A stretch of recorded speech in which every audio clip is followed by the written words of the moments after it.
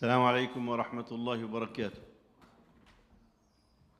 الحمد لله رب العالمين، والصلاة والسلام على محمد النبي الأمين وعلى آله وصحبه ومن تبعه بإحسان إلى يوم الدين. Alhamdulillah that we have Sheikh Nizar Mashal yet again, mashallah, agreed to come and share with us some of what Allah subhanahu wa ta'ala have blessed him with. Tonight, the title is Maqasid Function in Islamic Jurisprudence.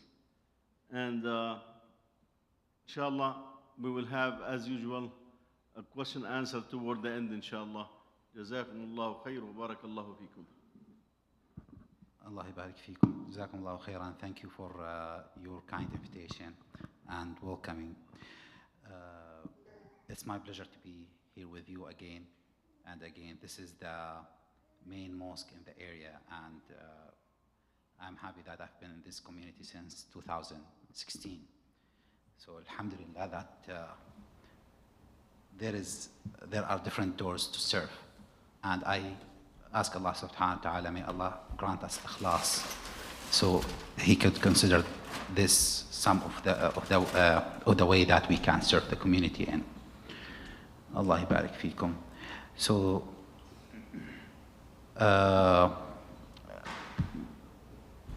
maybe, people like our brothers online will not be able to answer or interact with us, but let me ask our brothers here who have heard about maqasid before. Maqasid. All right. MashaAllah. So maqasid is a topic that has two sides. Some people would ignore it at all, and others would make it as the new fiqh or jurisprudence.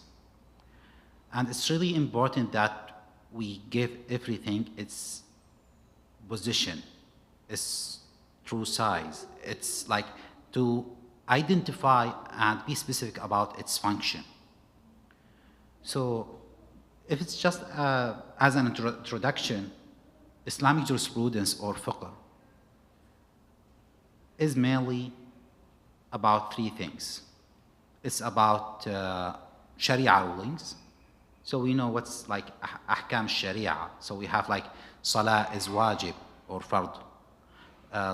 Khamr is haram. Like all these rulings, even in like riba is haram, bay' is halal. You go to like marriage is halal, zina is haram. You go to like all these, stealing is haram. So these are rulings. We call it furu'. Where does these furu' come? They are derived from our original sources, Quran and Sunnah. How they are derived from these sources? It's through a field of study, we call it usul al-fiqh, so fundamentals of jurisprudence. So usul al-fiqh has mechanism that derives ruling from our sources. Then, after our scholars, mujtahidun, the absolute mujtahidun, have brought and developed these rulings, then there was some kind of mapping around these rulings that produced qawa'id fiqhiyya, legal maxims. So it's kind of another arrangement. Instead of the rulings being arranged per subject, like Kitab al-Tahara, Kitab al-Salah, Kitab al-Siyam, so you have chapter on Salah, chapter on Tahara, chapter on everything. With legal maxims, you get kind of a theme that's spread out through different chapters. So you have like the Qawa'id al-Kubra, which like the grand legal maxim, or those legal maxims that are in everything, which are 5 legal maxims. Then you have Qawa'id Kulliya, about 40, which is like kind of some maxims that are attributed and associated with few chapters, but not every chapter, or several chapters, but not every chapter. Then we have small legal maxims that would be maybe specific to like a couple of chapters or one chapter, about 20. So this is in general the map of fiqh or jurisprudence in Sharia. Then we still didn't find where is maqasid? Where is maqasid? Maqasid, I'm surprised that the audience did not hear about maqasid because it's kind of a buzzword.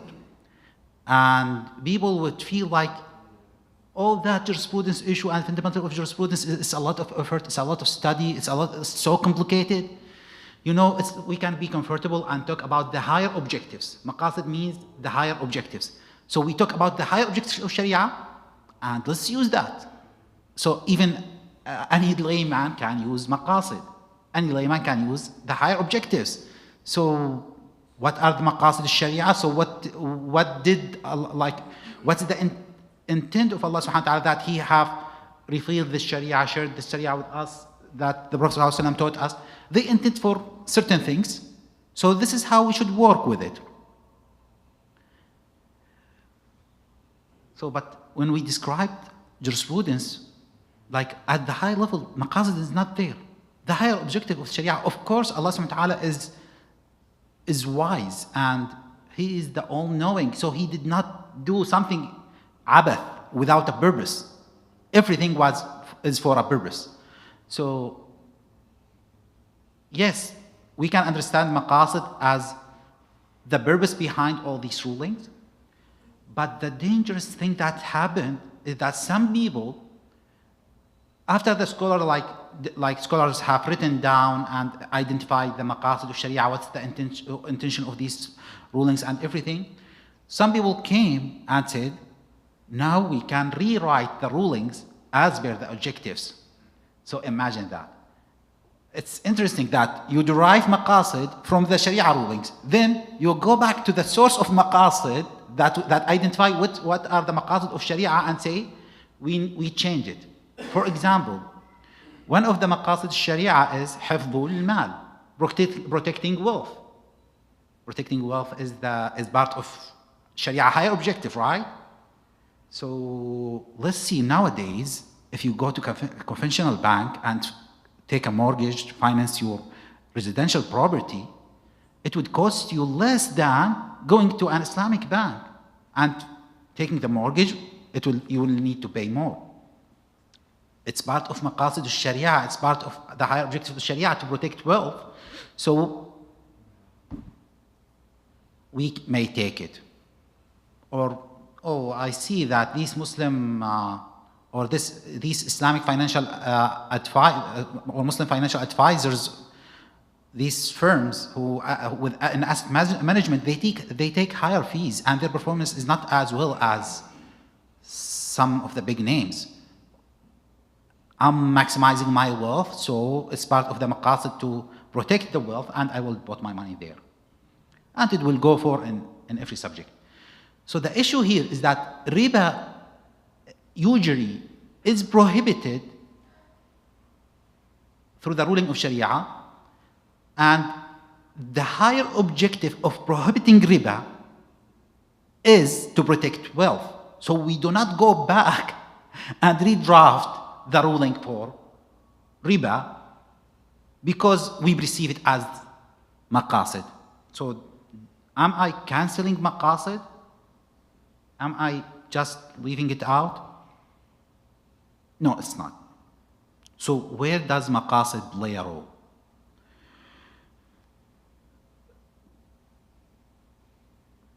Under usul al-fiqh, like the fundamentals of jurisprudence, there are four main areas.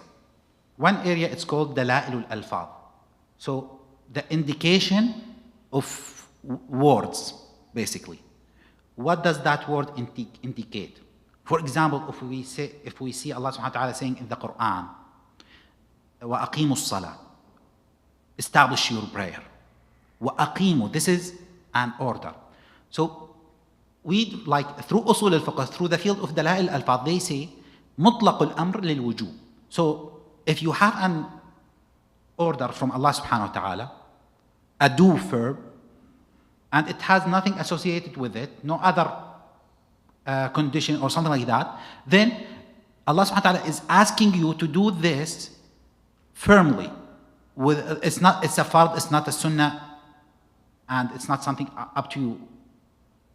So this is the rule of Dalal al-Alfaz. There are different, of course, like about 7 sub-chapters under Dalal al-Alfaz. But let's say, so Dalal al-Alfaz, we have Kitab, Sunnah, we have some scholars who talk about scholars' consensus. So these like things that scholar did not dispute. In Sharia, some people think that most of Sharia is disputable and it's related to controversial issues. While in essence, the true thing is about if you take at certain level, like what are the main Sharia masail or items, you would come to around 21,000. So if you take that 21,000, you would find 20,000 out of these are masail of ijma'. Like all what scholars are debating is only within 1 to 20 of the masail. And even if this is like every mas'ala that was debated, but if you talk about the trusted authorities and these things, it will be around like maybe between 200 and 400. Like if you compare, like for example, Shafi'i to Hanafi, Hanafi to Maliki, so it will be like between 200 masail to 400 masail maximum.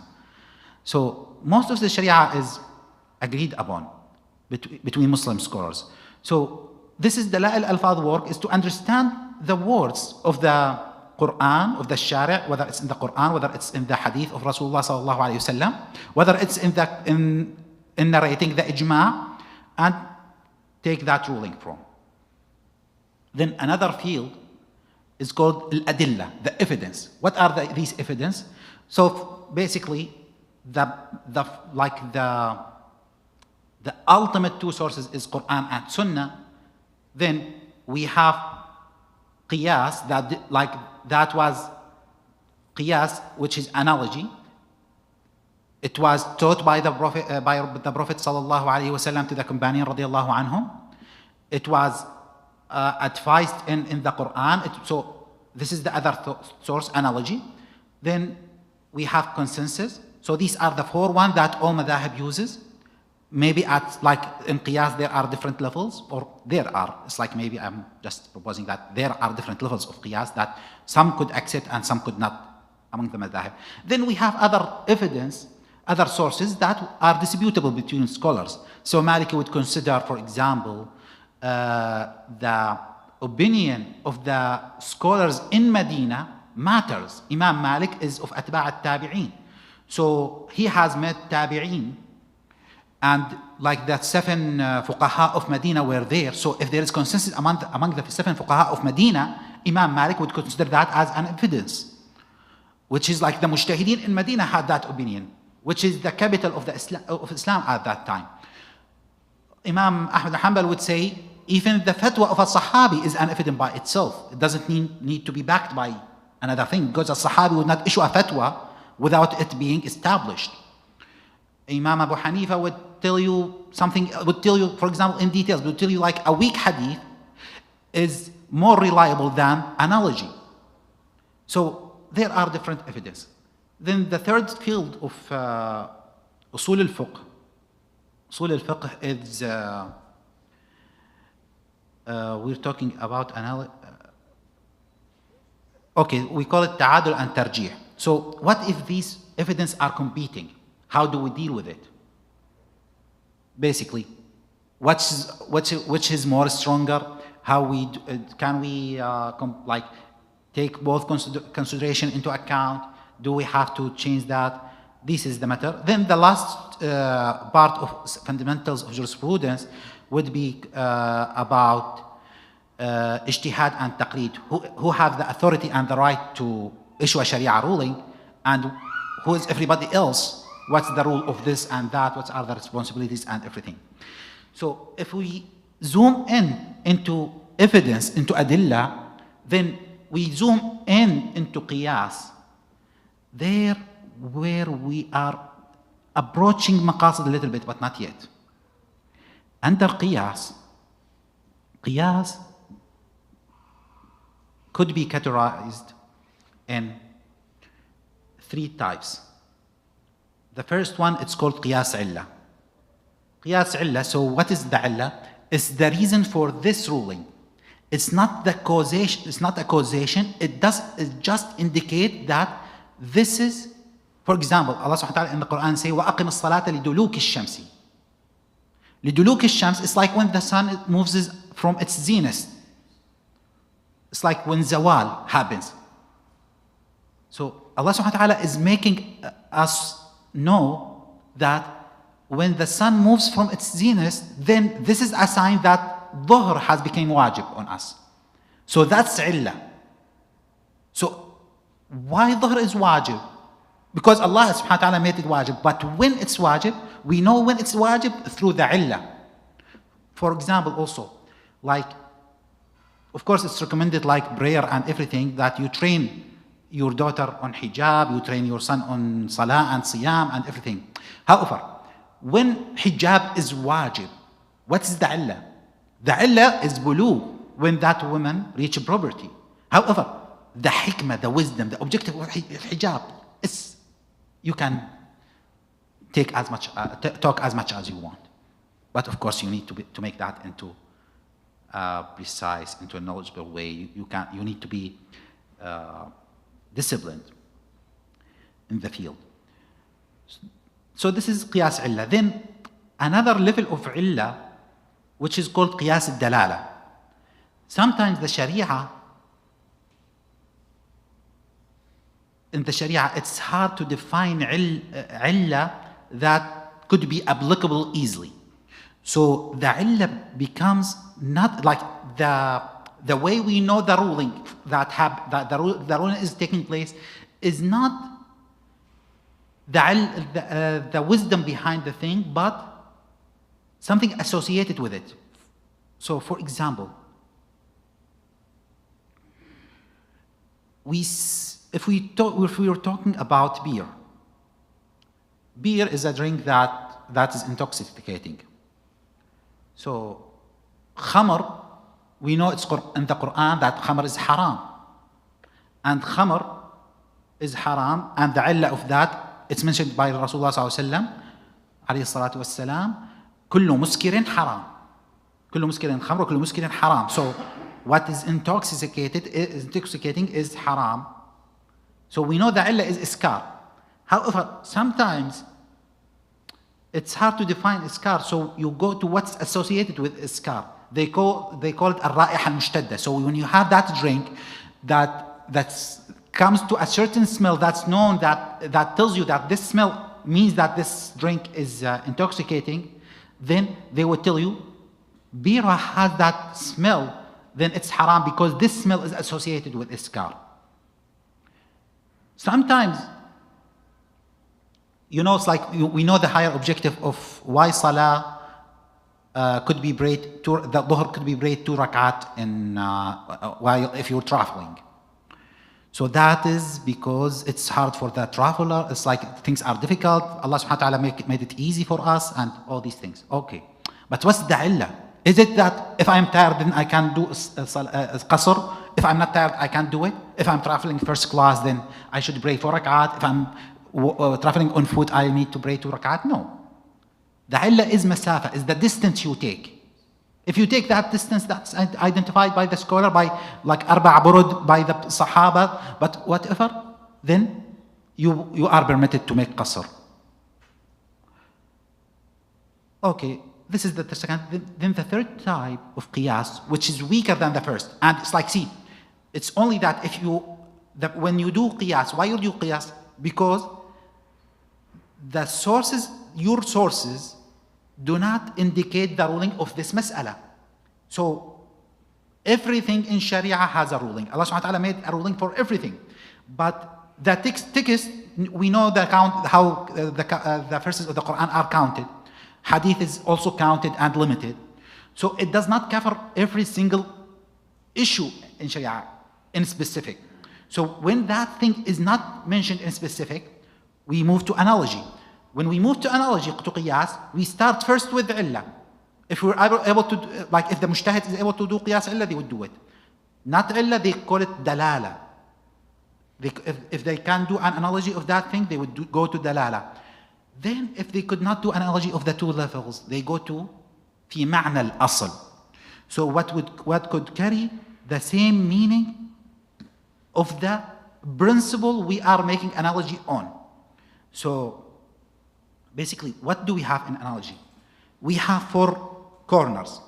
We have al-asl. So khamr, for example, wine is the thing that is mentioned in Sharia that's haram.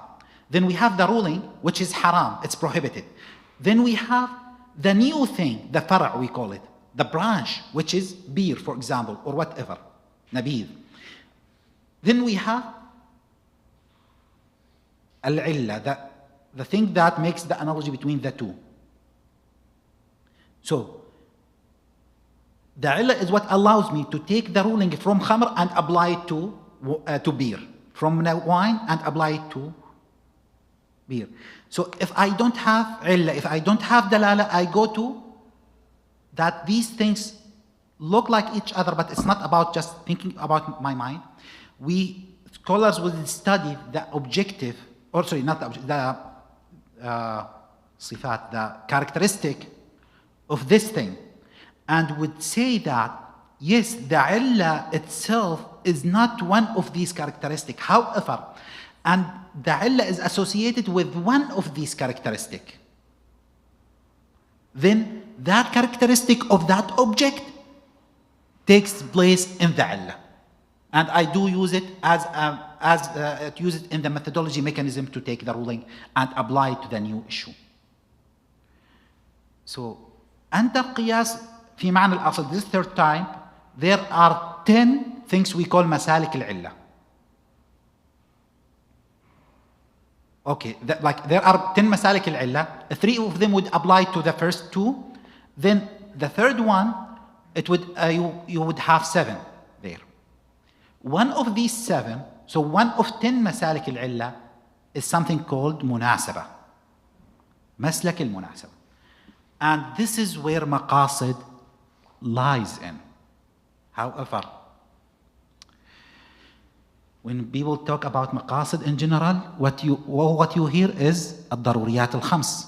So the 5 maqasid: حفظ النفس, حفظ الدين, حفظ المال, حفظ العقل, and حفظ العرض, or it's like نفس, مال, عقل, دين, نفس, مال, عقل, نسل. And if you're adding the 6, it will be عرض. So this is all what we hear, but that is not the case. In maqasid, the scholar identified what? They said that all the rulings of Sharia have objectives, and these objectives can be summarized, categorized, structured under 2 types. Okay, for the sake of making it simple, I will just ignore something that's so specialized, which is called munasib iqna'i. I will not address that. So I will talk about only the two other types. They would say that dunyawi and ukhrawi, something related to this dunya and something related to akhirah. All the ruling of Sharia would come. The things that are related to dunya, they come in a scale of 3: necessities, needs, luxuries. Then, the things that are related to akhirah, they are the values or the thing that would mean the validity and the validity of your ibadat. Shar'iyyat al-ibadat is like that your ibadah is legit, is that it does have its impact. It gets you to that level. So these things that related to akhirah are تزكية النفس, purifying your soul or your heart, تهذيب الأخلاق, ethics and moral, and رياضة النفوس, this self-discipline basically. Then, so we know these about akhirah, and then the other one about dunya are in three, on a scale of three levels. Under the first one, which is needs, which is necessities, we have the 5 objectives that everybody talks about. حفظ الدين, حفظ النفس, حفظ العقل. So why قصاص is there in Sharia? Why if someone killed another person, he would be killed if the conditions are there, of course. Because this, like, the community would know if this is applied, then there will have less incentive to commit murder. So this is the objective of this is to protect النفس, النفس. So under ضروريات, then under حاجيات we have like basic and complementary حاجيات. Under تحسينيات we have موافق and معارض. What does it like موافق and معارض? موافق لقواعد الشرع. So it's consistent with Sharia maxims. For example, eating garbage is haram. So this is consistent with Sharia, how Sharia is structured. But if you talk about slavery back in the days, we have something called mukataba. Mukataba, it means that your slave can buy himself out from you. See, the slave is one of your property. And what's happening here is that part of your property is buying himself out by another part of your property. So this is inconsistent with the legal maxims of how Sharia is structured in Mukataba. It's like your mal is paying to get rid from you some of your mal, because when the slave is working and earning money, he is your property. Whatever he earns, it's yours. So he's paying some of your properties to get himself out of you. So this is inconsistent with the maxim of Sharia, and this is in the level of tahsiniyat. So now it's like I had like in the slides here, I had an example on each one, but time does not permit us to go into details. So this is what the higher objectives that are derived from Sharia. So now we know the wisdom, but how is it used? It is used when we have a new case, an issue, something that does not have a ruling in Sharia, that does not have a way to make qiyas and to get its ruling. It does not have a mechanism. So what they say, does this fulfill one of the maqasid or not? So when we get we get our first, it's not in the Sharia, it doesn't apply to qiyas, it doesn't apply to qiyas illa, it doesn't apply to qiyas dalila, it doesn't apply to sabr and taqsim, it doesn't apply, okay, it came to munasaba right now. So here when we say, for example, what is the ruling of making that mihrab inside the masjid? What's the ruling of doing tanqid in mushaf, making the dots, or tashkil, the harakat? What's the ruling of taxes? These things do not have direct from in Sharia, and you do not have something to make analogy of illah to apply to them. So here where you apply munasaba. However, this is where you apply munasaba, and the other field to apply munasaba is that sometimes in Sharia you have competing evidence. So one way for one evidence to gain more strength on the other is to be associated with the munasaba, with the objective. But that's not only the objectives of this dunya. It could be the objective of the dunya or the akhirah. Also, sometimes you have competing objectives, not evidence. So these has rulings. اعتبارات المصلحة.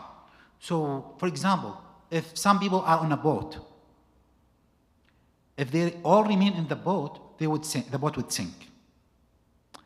If some of them were thrown out of the boat, the rest would survive. Does that mean that we are allowed to sacrifice some for the interest of others? Is it maslaha kulliya and versus maslaha juz'iyya? Is it an ultimate interest objective versus interest of self? No. It's the interest of some or the interest of others. So that would not be permissible. Okay, if we have Muslims in a castle of muharibin, of people who are fighting us, if we throw the castle, we might hit some Muslim and kill them. Is that permissible or not? No, it's not. We need to protect the souls of these people. What if these muharibin, these warriors, are carrying some Muslims in front of them and coming to kill us all, like kill us and destroy the army? And there is no way that we we maintain our army without hitting these warriors, even if we hit our brothers, Muslim brothers. Then these are competing interests where under maslak al-munasaba of the illah, and when we have something that Sharia did not issue a direct ruling on it, a clear ruling in it, it is when we say it is at the level of necessities, we can say here, the scholar, the mujtahid would issue a ruling. So this is some of how you issue the ruling. Also, during the time of the Rasulullah sallam, of the Sahaba, radiallahu anhum, we did not have usul al-fiqh. It's always in the mind of these people. It was something they talk about. Now we have it drafted.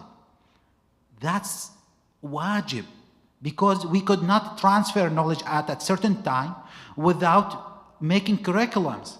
People are much more lazy than, and they are not at the same level of understanding as the Sahaba, basically. So we need to have curriculums and to be trained for certain years to do that. Also, after Rasulullah time, there was those zanadiqa. During Rasulullah time, there was kuffar Quraysh, Muslims, and munafiqeen, somebody who believes in some other religion, but he claimed Islam. But you got these zanadiqa that they do not claim a religion, but their function is to spread shubuhat and all these things. And whenever you catch them, they say, Ashhadu an la ilaha wa ashhadu anna Rasulullah. So it's part of their deen that they are associated with, is that they say shahada whenever they are caught, as if they repented and made tawbah. Would that tawbah be accepted or not? So the Sharia, the mujtahideen issued a ruling that their tawbah is not accepted. During the time of the Prophet, we did not have batiniyah, people who have secret religions. So people, if they said shahada, it's for them enough to embrace Islam. However, if you come and have these batiniyah, who their religion is secret, and they say, we say ashhadu an la ilaha illallah wa Muhammadur Rasulullah, do you accept that? Scholars, they said no, they need to make يتبرأوا من دينهم. They need to declare their refusal of their previous deen, of why they were not Muslims, of the thing that caused them not to be Muslim, to be murtaddeen. So these are where munasaba would work and has worked. It does not work in redrafting Sharia, basically. So this is in summary. We're almost there to time of Isha. So if you have any question, please feel free to do so, and I hope I didn't make it long for you. Barakallah fiqh. We have about half an hour for Isha. Oh, I thought it's 9:10. No, it's 9:45. 9:45. You have time to explain more on that munasaba. Okay. Just skim through it, yeah. Okay. Yeah, I should have mentioned initially, yeah, time of Isha advances because the sun set advances. Yes, sorry for that. Yeah, I don't know why I was confused. Why shortcomings? I should have mentioned. No worry, thank you. So we covered maybe how long we were talking. We have another 20 minutes, inshallah. Okay. And we'll have the rest. Okay, let's talk more about munasaba. So I will start with talking about munasabat that are related to akhirah. We said that tazkiyatun nafs, tahdhibul akhlaq, riyadat al-nufus. Tazkiyat al-nafs is purifying yourself, your soul, your heart. So one of the diseases of the heart is hasad, for example. Hasad, envying other. We know hasad is one of the diseases of the heart. We know the hadith about hasad and everything. So how do we treat hasad? Is it permissible to have one way to treat hasad is to just disconnect from your brother, make qati'ah, and just don't see him again, because whenever you see him, you have envy toward your brother. So some would say the solution, don't see him again. Never say salam to him again. Just avoid that situation. No, this would contradict the objective of Sharia.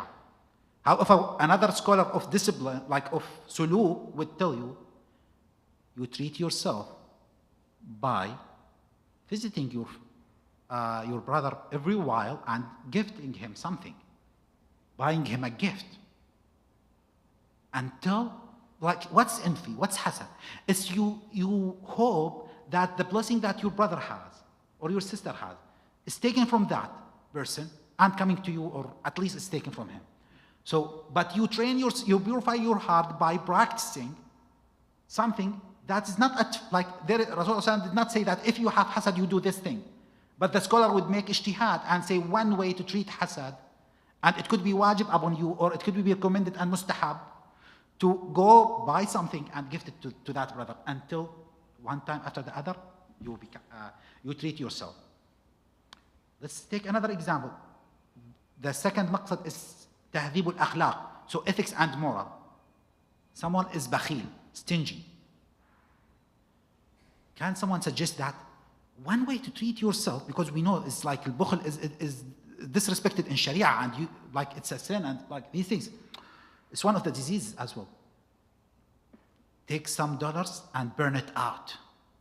Here you would despise the dollar, like the value of these dollars. Itlaf al-mal is haram in Sharia. However, you make sadaqah to treat yourself. Even like the scholar would tell you, you come to me, and that's a scholar of suluk. He would tell you, it is your wajib, it's your responsibility for a month, for every day go and donate $1. Don't do it online. Go look for someone and give it by hand for you. He would make it a wajib. He would shake your hand and say, this is a wajib on you. I'm treating you and you are asking me for your advice, and this is my ruling upon you. Let's say, sadaqah is known, but is sadaqah advised in Sharia as a way to treat shuh and bukhl? We don't have that. But this is somewhere where it could play. Let's take another thing. The third thing is about riyadatul nufus, so discipline. Someone is so lazy. He's not up to ibadat, to efforts. So a scholar would tell him, you know what? In certain cases, when you have that hesitation in doing the 2 rak'at of Qiyam al-Layl, at that point, it's like you woke up at night. It's not that you woke up, but you are so lazy. You know what? If that scholar trusts, of course, would scholar would understand the status of that person.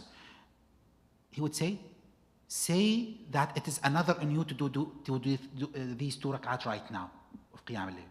So make an oath to Allah subhanahu wa ta'ala that this rak'atain is wajib upon you to do it right now. Now you have no choice. Would go up and do these 2 rak'at of Qiyam al-Layl, for example. But I'm just bringing to you some example of how scholar of suluk might give you or advise you or develop some treatment to you based on the maqasid of akhirah. Then,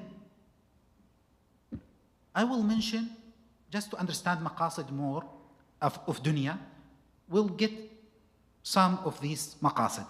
So in hifdh ad-din, one way to qital al-muharibin, those who are fighting the Muslims, you fight them. So this is a basic thing to do to protect the religion. Also,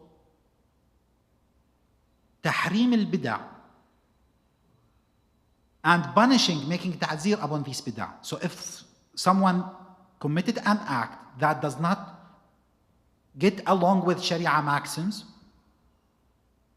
the ruler could punish him with some lashes, for example. This is to protect the deen, but it's a complementary to the daruri. Okay, go to the next one, hifdh al-nafs.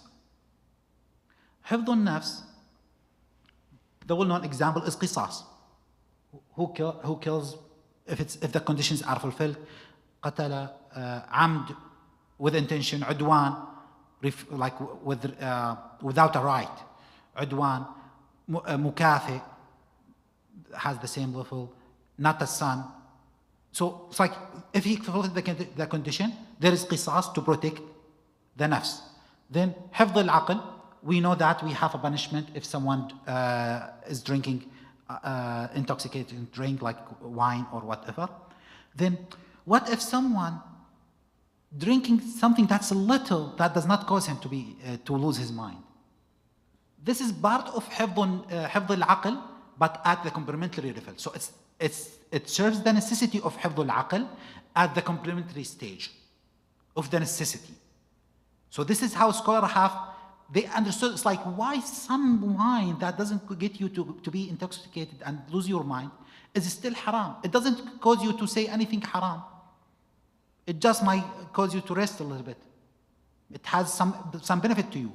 No, the objective here is to complement and protect the necessities. حفظ النسل, we know the حد الزنا. So we have a punishment for zina. And then what about just looking, touching? It's not zina. That's also haram. Why? Because it's the complementary side of the necessity, which is حفظ النسل. So I'm here trying to explain how scholars have understood this thing. Then حفظ المال, حد السرقة. It's like if someone stole, there is had for that. Okay, what if someone did not steal, but he took it? He took it in غصب, with force. It's still haram. Stealing is you take it like sneaky, in a sneaky way or whatever. So, may Allah protect us all. Okay. Then حفظ العرض, cursing someone, accusing someone of committing fahisha would be punished with had. Okay, what if someone is just cursing others, but he's not accusing them of fahisha, he's accusing them of something less than that. It's haram and he would be punished also. So this is because the necessity itself about حفظ العرض and the complementary side of that necessity of حفظ العرض. So these all about necessities. What about when we come to needs? Needs, it's like, it isn't the case that everyone owns all what he needs or what she needs. It is the case that we need to have some trade of properties to serve our needs. So this is why Sharia have established the ruling for بيع, sale, إجارة, loan, قرض. Why? Because we need to transfer ownership of the property to serve our needs. You won't die if you did not do that thing, but life would be so difficult with that thing. If the whole community could not do that thing, then the whole community would not survive. So this is haji. Then there is a complementary side of that haji. When you make a sale, you have an option to cancel that sale if you are still in Majlis al-Aqd, in the same contract session, in the contract execution session. And if you made it a condition, you can have up to 3 days, for example, as per Shafi'i, to cancel this Aqd. So what's that? That's the complementary side of this need. So you make, like, you be comfortable about your decision. You can check and make sure that you were not cheated, something like that. So this is khiyarul bay'. It's a complementary side of that. Okay, part of the need, if sometimes a woman that's bikr, not thayyib, it's like who have not experienced zawaj, she cannot marry herself to someone else. She needs a wali. So a wali is established in Sharia to serve this purpose.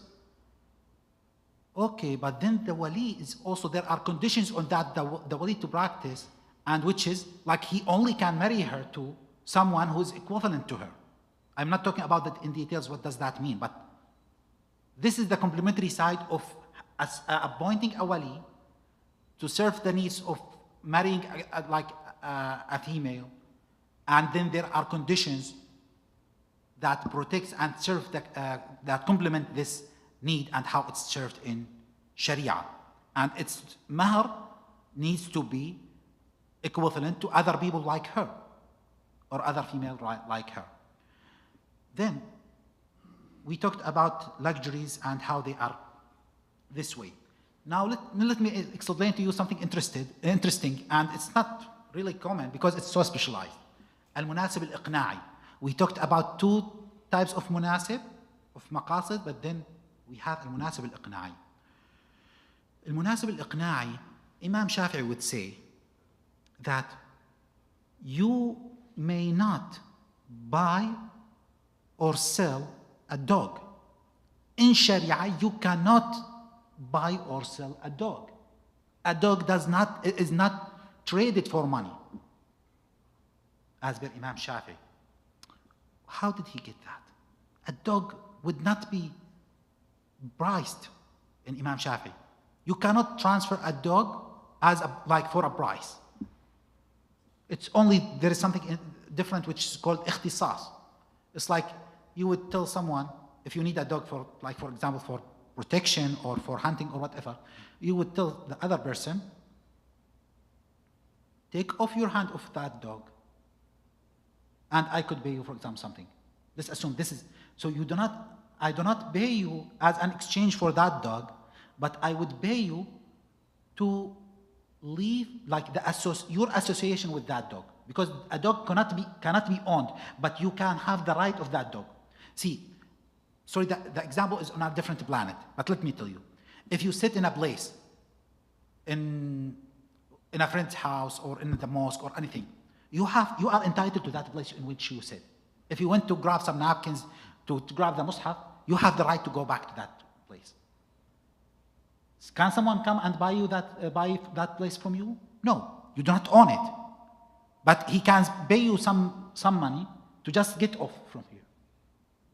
So the dog in Shafi'i cannot be owned or exchanged for money because it's najis. What's the relation between it being najis and that is not traded with money? So Imam Shafi'i or Shafi'i methodology, what they are saying, that Sharia ordered us to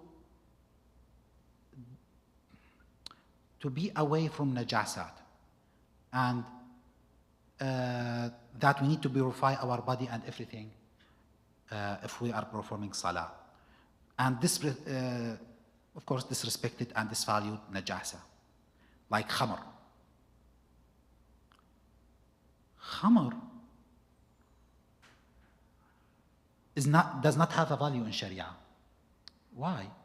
Because it's najis. What's the association between these two? Paying money in exchange of a najasa gives it some respect, some value. So a najasa cannot be valued. Khamr is not valued, is not bought for money, it does not have value. If someone spilled the wine in someone's house, in a Muslim house, it doesn't have a value. And he would not owe anything to that person. So, dog is also najis. And if he was traded for money, we are giving the dog some value and respect. And we are, like Sharia only price something that's of value. That's not najasa. So this is munasib iqna'i. And there are other complicated examples, but I hope that I was able to say, like najasa is associated with khissa and haqara. Trade and sale is associated with value. And these two contradict each other. So since dogs are najis, khinzir are najis, they cannot be owned or traded for money, the same as khamr and khamr. So this is munasib iqna'i.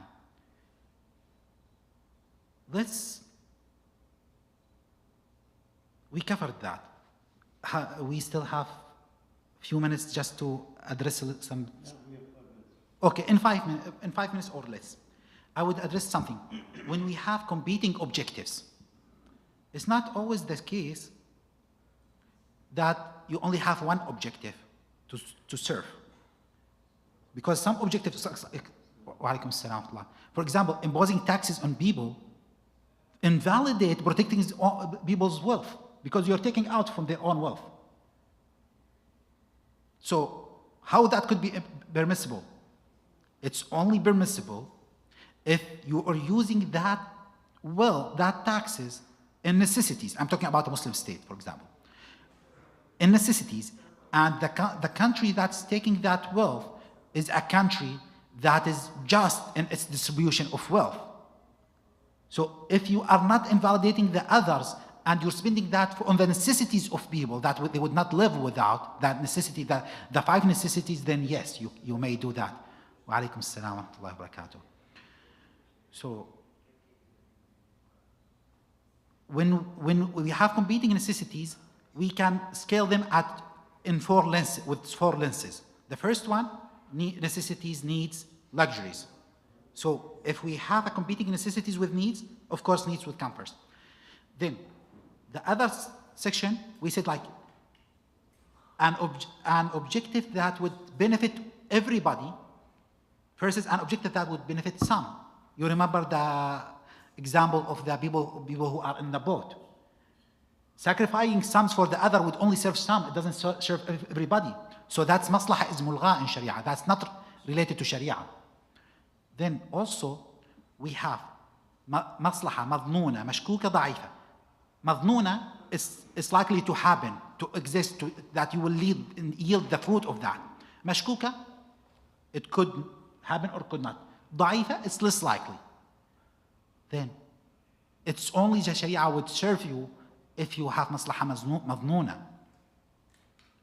If you have, it's competing with maslaha that is not likely or something, it would not consider that. Then the third one is it jalbu maslaha or daf'u mafsada? Is it that bringing you good or protecting you from some harm?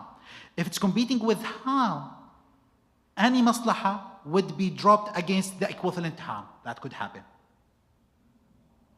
So these are the 4 lenses. Then there are details in how these would work together in examining the maslaha with ma'al as well, with the ultimate thing.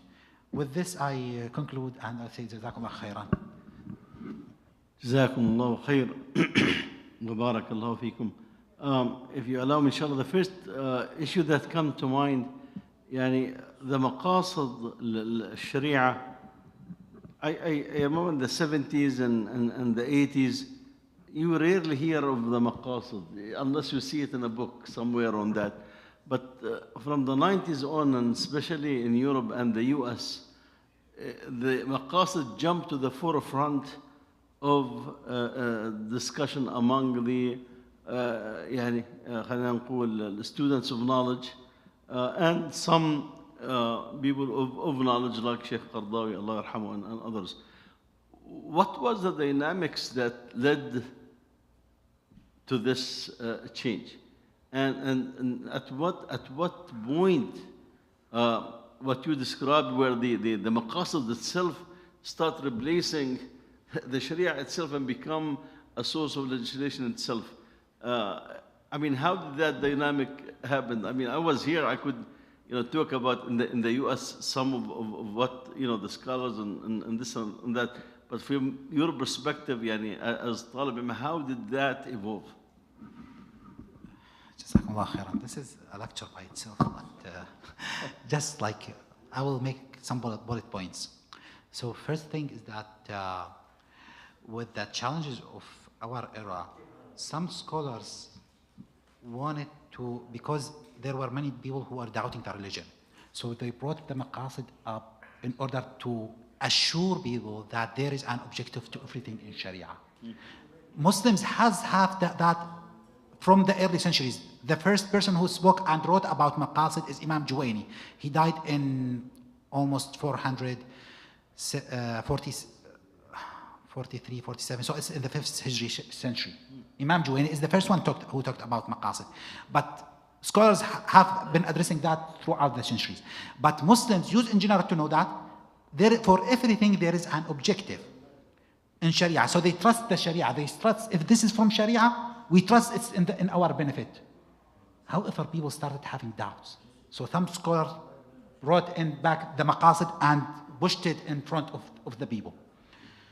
Then some scholars, like the communities before, usually were structured around madahib. So Shafi'i, Hanafi, Maliki, everybody has its own source. Then there was some changes in the community that people started referring to one person. Of people from different madahib started referring to one person. And then that person, at a certain stage, he used to make fatwa for everybody according to their madhab. But then things are mixed and people are not associated with madhab anymore. And when you make a fatwa, you have three angles. You have the Sharia ruling, you have the status of that person, and the community or the status of the waqi' that you have. Maqasid serves you in making preference or advising that person for one of the Sharia of the rulings as per the madhab. It would help you to say which of these ijtihadat of ulama could achieve the benefit more. So this is another angle. Then there was another thing related and associated with Westernization and mustashriqeen, hadathiyin, all these people who basically did not like Islam to control everything in life, would like to have something lighter, and they thought that Christianity works very well like without that heavy regulations.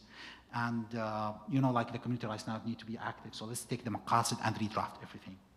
So in my understanding, these all like played a role, and there are people who did not go straight so much, but they were trying to manage the pressure from the community in making some ijtihadat based on maqasid. But the road, like my understanding and the way I follow with the scholars I studied with, the way we deal with the society is to educate the society and to lead them back to where maqasid function works. And just a follow up, did the المدرسة العقدية محمد عبده and company, did they bring this among at that stage because of what you mentioned? Was that the reason? Yeah, this is part of it. So it has like the two elements. Part of it is like the mushakkikin. Part is the mushakkikin, the people who doubt us. And the other part that there was some admiration of the Western societies. So part of the tahdith, how to get rid of people being associated with rigid and disciplined Sharia strict style. So you bring in maqasid, so it helps you and protects you when you go on opinions that are weak or opinions that are not so common in the community and these things. Yeah. Yes. Questions and comments about the maqasid. I know this is a heavy subject. Very few people will comprehend, will go above the head of many. But these issues need to be there, need to be discussed. There's the fact that the interest in this subject is not there. It just reflects that we are way behind where we need to be as an ummah, because those are issues that are serious, and the deen could be changed using this methodology that the Sheikh Nizar mentioned, and the people will have no issue saying, all of this is maqasid, we understand. So that's really why we felt that the issue is very important. So hopefully some will at least appreciate the importance of this issue, to look more into it. Any other question, inshallah, before we conclude? Yes, Muhammad. Assalamu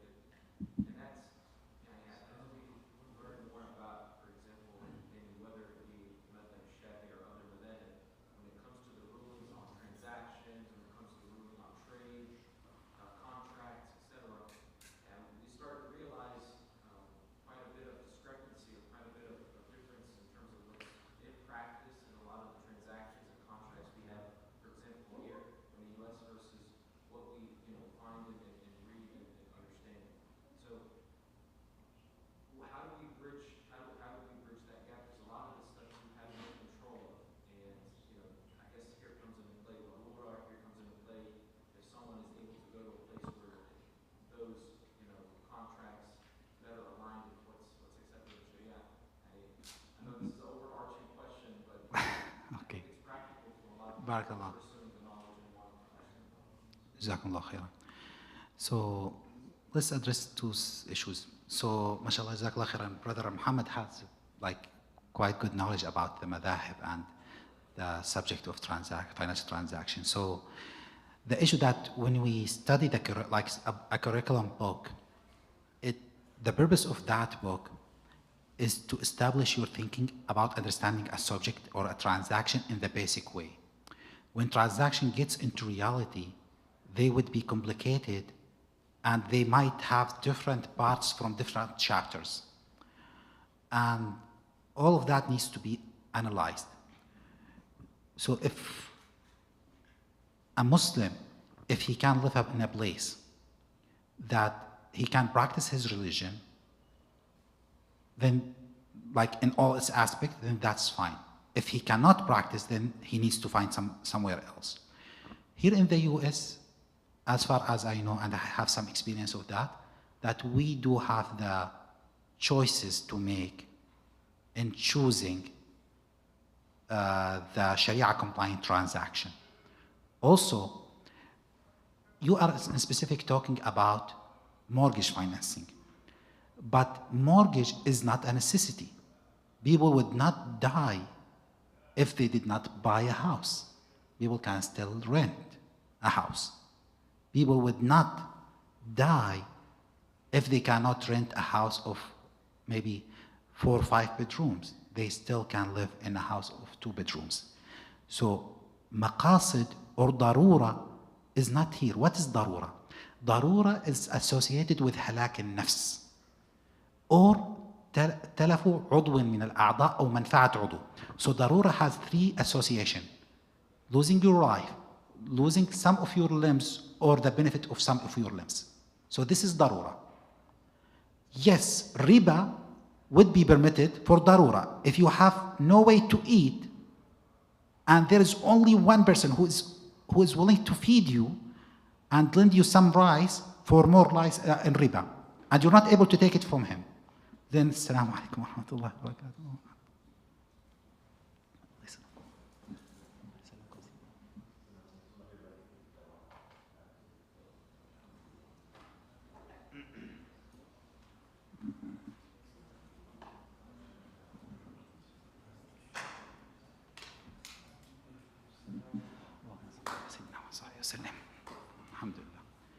So, just in brief, so this is, it's only there when we say, yes, darura is there, you would take that rice and you would try even not to pay the riba on that rice and make it back as it is and get away with it. Unless you did not get away with it, it's permissible because you were to die if you didn't take that rice. However, when we come to Hajiyat and Tahsiniyat, is Imam Shafi'i ruling in and it's clear. He said, need does not make something impermissible in Sharia to be permissible. There is nothing in that about what we hear in the media. Needs do not make something impermissible to be permissible. Allahu A'lam. I answered some parts of the question, I know, sorry for that. I think one of the elements that have been there in the last few years, for example, using some of this logic to say that it's okay for a Muslim to be in the US Army, go to Iraq, Afghanistan, and kill their Muslim brothers. I mean, that's the logic that Taha Jabal Alwani used when he encouraged Muslims to be part of the US Army to go to Afghanistan and Iraq and kill Muslims. He said, it's okay. You are, this is your country, and they will give some of these things. Similarly, it goes to, when people approached in Europe and the US approached Sheikh Qadawullah Rahman said, if the Muslims do not buy houses, they will be poor. Look at the Jews and this and that. So suddenly the fact that the Jews own things became, the reason why, you can buy this. And this also extended to, the so-called student loan, where to have $500,000-$600,000 loan because, we cannot do this, we cannot that. So I think, alhamdulillah, that Sheikh Nizar have shed some light on this, so people at least would know that the maqasid itself is not a source of legislation. It's very important to recognize this aspect, And as usual, Sheikh Nizar, يعني أتحفتنا الله يبارك فيك. الله يجزيك الخير. جزاكم الله خير وبارك الله فيكم. Inshallah, I will get to the slides, but they are in Arabic, and I will send them to the Usul al-Fiqh WhatsApp group, inshallah. جزاكم الله خير وبارك الله فيكم. سبحانك اللهم وبحمدك نشهد أن لا إله إلا أنت نستغفرك ونتوب إليك. بارك الله فيك. أكرمك الله.